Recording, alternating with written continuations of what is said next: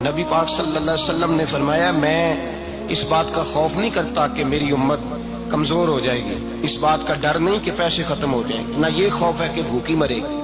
حضور کس بات کا خوف ہے؟ تو نبی پاک نے فرمایا خوف یہ ہے کہ ان کا یقین کمزور ہو جائے گا۔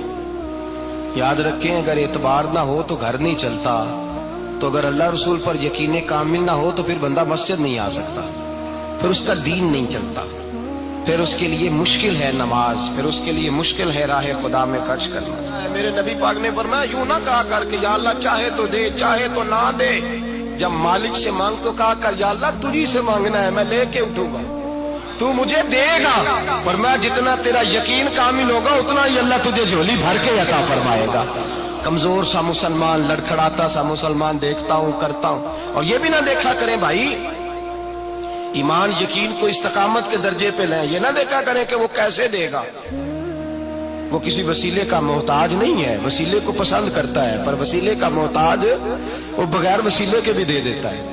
ہر آدمی ماں باپ کے ذریعے پیدا ہوتا ہے، اگر پیدا کرنا چاہے تو جناب عیسیٰ کو بغیر باپ کے پیدا کر دیتا ہے، اگر پیدا کرنا چاہے تو حضرت آدم کو بغیر ماں اور باپ کے پیدا کر دیتا ہے۔ جب یقین رکھیں، یقین قرآن مجید پڑھیے،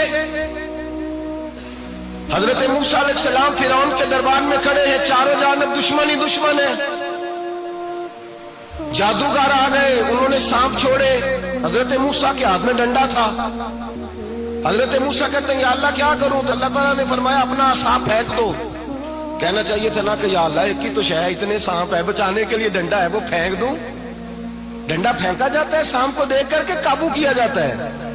یہ میرا اور آپ کا ذوق ہے نا، لیکن انبیاء کرام کا انداز ملاحظہ کیجئے میرے عزیزو۔ اللہ